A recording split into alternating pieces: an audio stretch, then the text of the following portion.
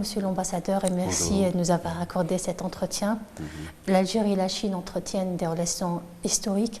Comment les qualifiez-vous actuellement? Nous sommes unis par un partenariat stratégique global.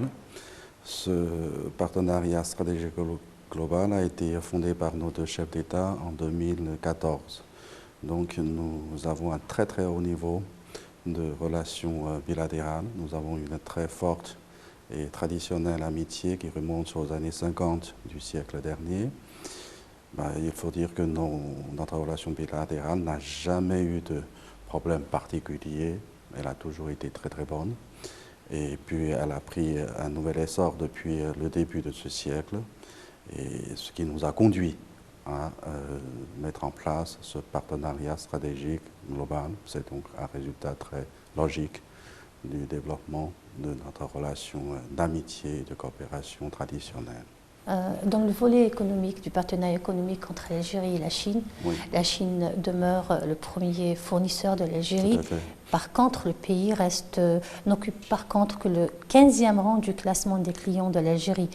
Une balance commerciale, vous êtes d'accord, qui est une balance commerciale qui est largement en votre faveur. La Chine n'achète pratiquement rien à l'Algérie.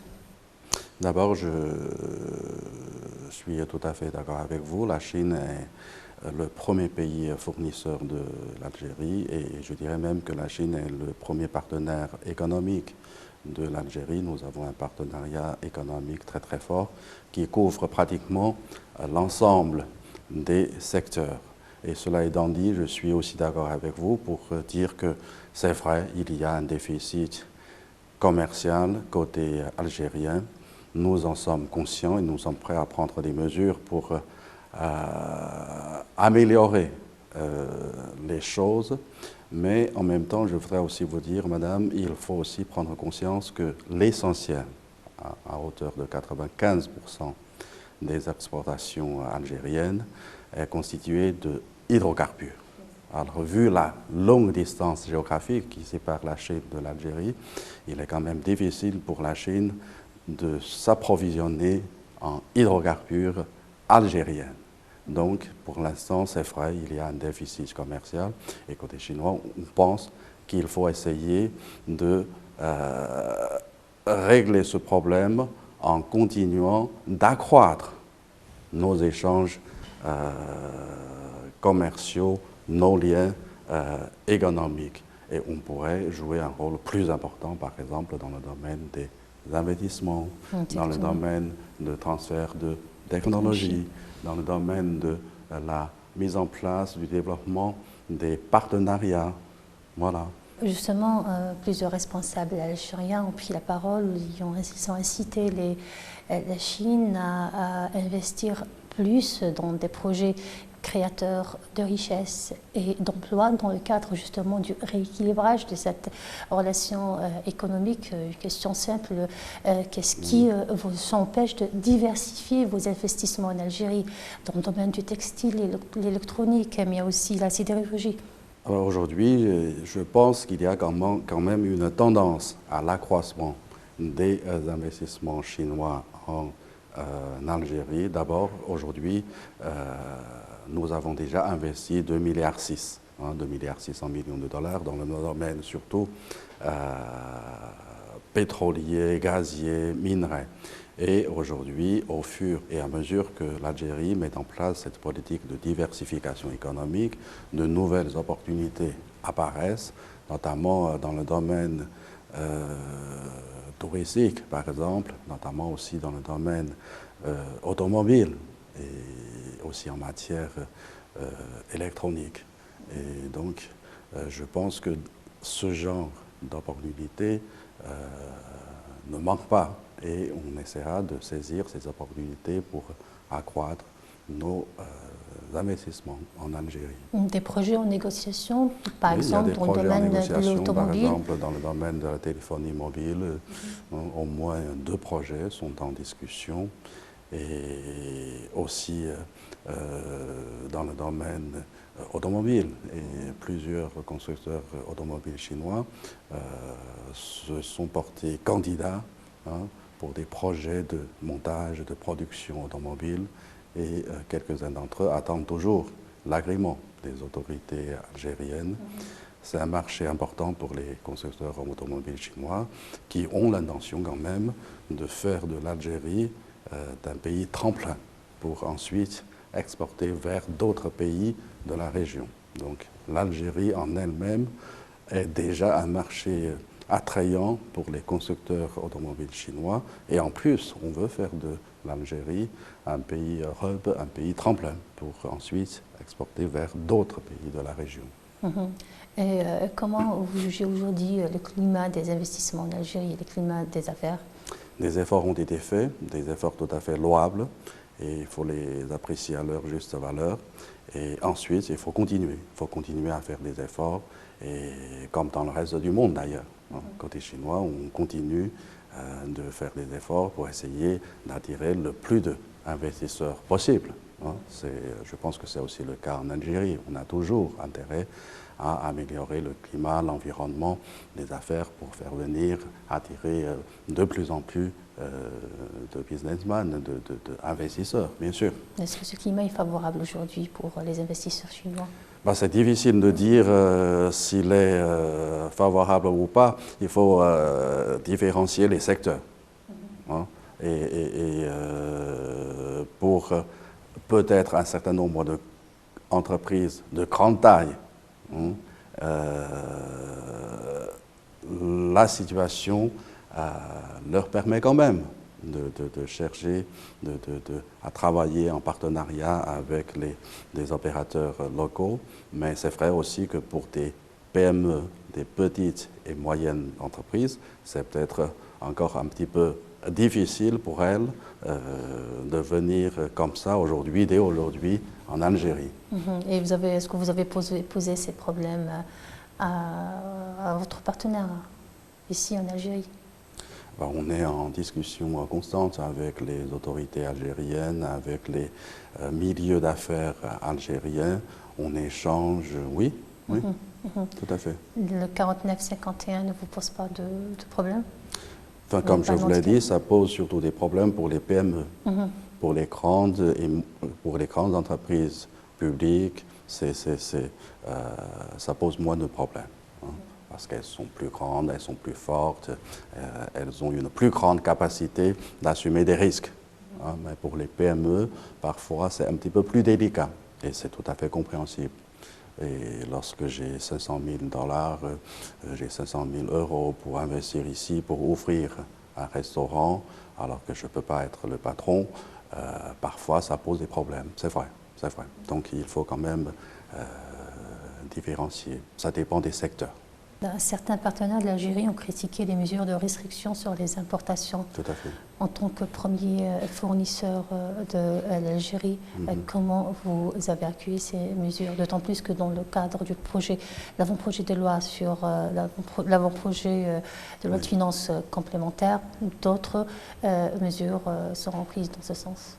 Pour moi, c'est une mesure tout à fait logique. Lorsqu'on a moins de revenus, on essaie de faire attention aux dépenses. Bien sûr, on a moins d'argent et on essaie de moins dépenser. C'est tout à fait logique. Et jusqu'à ce jour, je pense que cette mesure de suspension des importations a peu d'impact sur les importations en provenance de la Chine. C'est peut-être parce que les produits chinois sont compétitifs et on a besoin de ces produits chinois. Et à l'avenir, dans les mois ou dans les années à venir, si cette mesure persistait, est-ce qu'il y aura d'autres impacts? On va voir. Restons dans le domaine des investissements. Les entreprises chinoises ont été la cible d'accusations de corruption. On peut parler de l'autoroute, évoquer l'autoroute Est-Ouest, n'est-ce pas? Donc un projet qualifié par les autorités algériennes, même pour le chinois, du projet du siècle. Il est, pour certains, on le considère comme le scandale du siècle. Est-ce que ce genre d'accusation n'a pas impacté les investissements chinois en Algérie? Écoutez, ce que je constate, c'est que cette autoroute Est-Ouest a été mise en service, mise en circulation depuis au moins 6 ans ou 7 ans. Et cette autoroute joue un rôle fondamental pour le développement économique, social des régions côtières de l'Algérie. Est-ce qu'il y a eu des irrégularités dans ce projet? Ben, je préfère qu'on laisse travailler la justice. Un projet qui fait l'objet de plusieurs rénovations déjà. Donc, ce qui m'amène à parler de la qualité des réalisations chinoises concernant cette parfois remise en cause. Hein, d'accord. Tout à fait.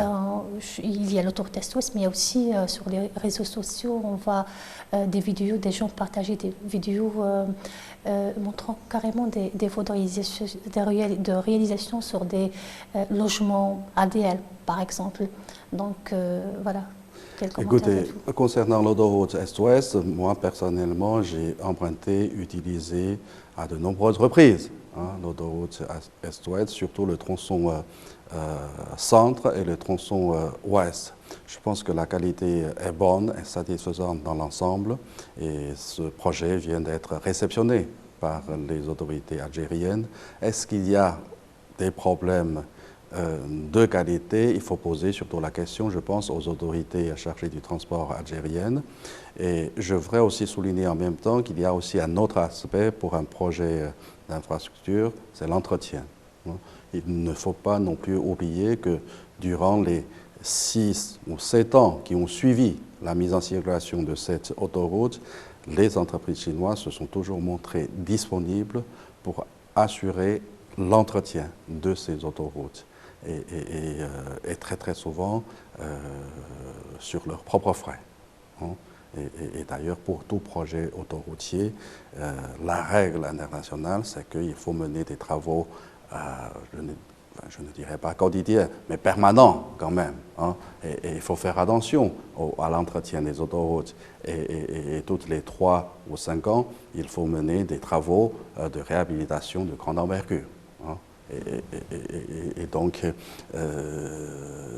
est-ce qu'au cours de ces 6 ou 7 années suivant la mise en circulation de cette autoroute, est-ce qu'il y a eu un entretien correct? Je ne sais pas. Donc là, il faut essayer quand même d'être, je dirais, objectif. Il y a la grande mosquée d'Alger, c'est l'autre grand projet arraché par les Chinois. Et là aussi, quelques réserves ont été formulées sur certains aspects techniques du projet, notamment pour le choix du site, la hauteur du minaret. Aussi, les autorités, selon les autorités algériennes, cette mosquée sera livrée fin 2018, début 2019. Moi, je voudrais savoir, est-ce que le partenaire chinois va respecter ces délais?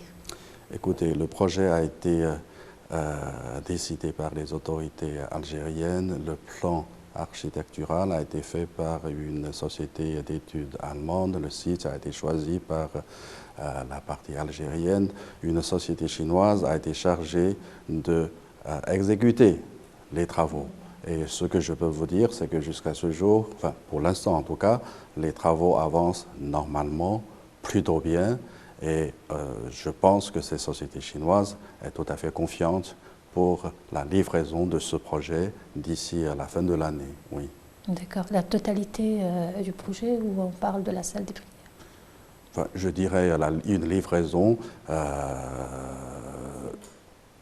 non, de ce projet, mais une livraison, je dirais, entendue par cette société chinoise et aussi par le maître d'ouvrage.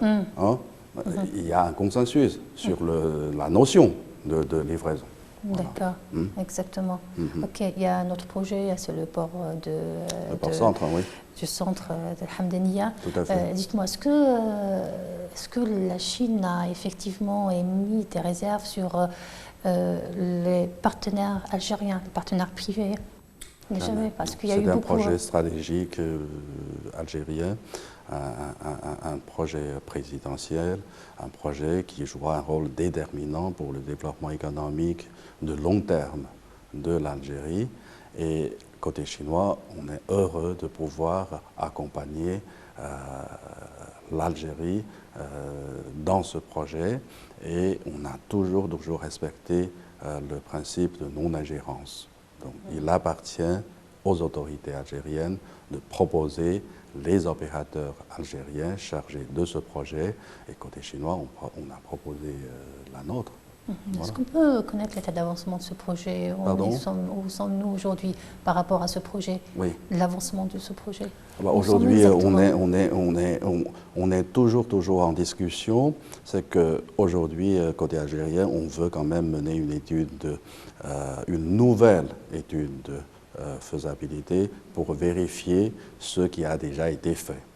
Est-ce que si c'est bon, si c'est scientifique, si c'est correct. Et aujourd'hui, on attend les résultats de cette nouvelle étude de faisabilité. Voilà, concernant la main-d'œuvre chinoise en Algérie, oui. Il y a un rapport non seulement de panel d'experts de l'ONU en 2017 oui. Qui en fait reproche aux entreprises chinoises. Et on dit que les entreprises chinoises se chargent de faire travailler des citoyens nord-coréens dans plusieurs pays, y compris en Algérie à travers des contrats frauduleux pour le compte du gouvernement de Pyongyang. Est-ce que c'est vrai? Est-ce qu'il y a des travailleurs nord-coréens ici en Algérie? Il y avait à peu près 700 Nord-Coréens qui travaillaient ici en Algérie, c'est vrai, mais ils sont tous partis. Ils sont tous partis. Après des réserves ou émis par l'Algérie ou Non, je veux dire que c'est le Conseil de sécurité des Nations Unies qui a adopté des sanctions. Et ensuite, il fallait bien sûr un temps pour comprendre le sens même de ces sanctions. Est-ce que l'emploi de Nord-Coréens dans des chantiers c'est contraire aussi à l'esprit de ces sanctions. Donc il s'est passé un temps et puis finalement on a décidé, je veux dire que ces sociétés chinoises, les autorités algériennes, on a pris la décision ensemble de faire partir ces Nord-Coréens. Voilà, ça s'est réglé parce qu'il y a de cette façon-là. Il y a eu des informations qui ont circulé, qui font état de la décision d'Algérie de bloquer justement les visas pour les travailleurs chinois. Et c'était par rapport justement à ce problème. Je vous dis très clairement, on a réglé ce problème très amicalement. Il n'y a eu aucune vague, aucune tension. Tout s'est passé très sereinement, calmement. Voilà. Dites-moi, est-ce que la Chine a durci les conditions de visa pour les Algériens? Des livraisons de visa? Pas du tout. Pas du tout? Pas du tout. 20 000 visas par an, pardon. Comme d'habitude. En plus, on encourage les Algériens à aller en Chine. On essaie de faire tout ce qui est en notre possible pour faciliter l'octroi de visas aux Algériens. D'accord. Oui. Est-ce qu'on peut avoir un chiffre sur le nombre de travailleurs chinois qui sont ici en Algérie? Je dirais 40 000. On est à 40 000. À peu près, environ. Parce qu'il y a toujours des gens qui partent, il y en a d'autres probablement qui arrivent.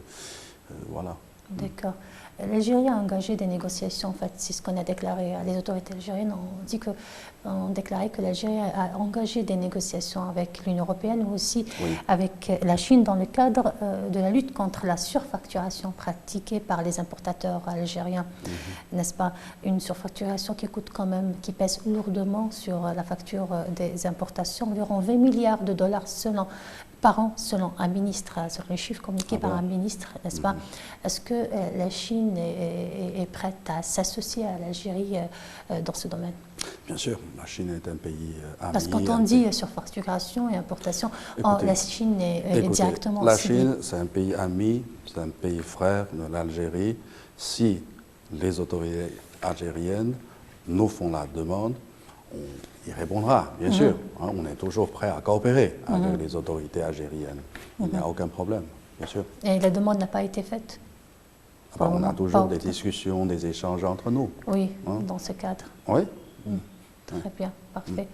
Et maintenant, on arrive à la question du Sahara occidental. Oui. Vous avez récemment réitéré la position de Pékin par rapport à cette question. La position de la Chine reste quand même neutre. J'aimerais juste savoir votre lecture concernant les tensions qui règnent dans la région ces derniers temps autour de cette question. Bah, vous me permettez quand même de ne pas être d'accord avec vous sur... enfin, je n'ai pas changé la position du gouvernement chinois, je n'ai pas altéré, la position de la Chine sur le problème du Sahara occidental. Ce que j'ai fait, c'est que l'ambassade de Chine a fait un don tout à fait humanitaire au Croissant Rouge sahraoui, parce que là, le mois du Ramadan approchait, parce que il y a pas mal de réfugiés qui vivent dans des conditions extrêmement difficiles et on a voulu faire un geste pour apporter un peu de réconfort, un peu de chaleur, un peu de soutien à ces pauvres réfugiés. Voilà, c'est tout. Et c'est vrai que c'est un problème qui est là depuis des dizaines d'années. Bah c'est dommage, je trouve ça. Et côté chinois, on pense qu'il faut trouver une solution politique au problème du Sahara occidental. Il faut que ces solutions soient acceptées par toutes les parties, notamment les deux parties en conflit. Et il faut aussi que ces solutions politiques soient en accord avec le droit international, avec les résolutions du Conseil de sécurité. Voilà. Et c'est tout ce que je peux vous dire. Oui. Très bien. OK. Je vous remercie, monsieur l'ambassadeur. Merci à vous, madame. Merci beaucoup. À vous. Merci. Merci.